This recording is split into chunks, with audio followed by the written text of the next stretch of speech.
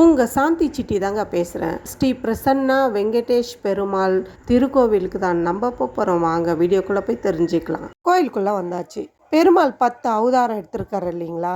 பாருங்க, அந்த 10 அவதாரத்தையும் ஒன்று ஒன்றா பொறுமையாக பார்க்கலாம். தென் திருப்பதி வரலாறு பார்க்கலாம் வாங்க. சீதையை மீட்கிறதுக்காக ராமனுக்கும் சண்டை வரும் இல்லைங்களா? லக்ஷ்மணனுக்கு அடிபட்டுரும். அப்போ தான் ஆஞ்சநேயர்கிட்ட சொல்லுவாங்க, சஞ்சீவி மூலிகை எடுத்துட்டு வா அப்படின்னு சொல்லிட்டு. அப்போ தான் அவர் அந்த மலையை பேர்த்து எடுத்துட்டு வருவார்.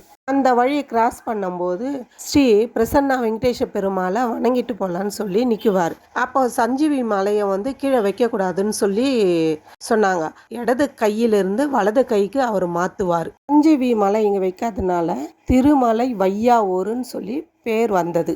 திருப்பதிக்கு போயிட்டு வருவோம் இல்லைங்களா? அதுபோல் தாங்க தென் திருப்பதிக்கு போயிட்டு வந்தால் ரொம்ப நல்லதுன்னு சொல்லி சொல்லப்பட்டதுங்க.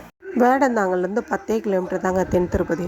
அடுத்த வீடியோவில் நான் உங்களை சந்திக்கிறேன். பாய்.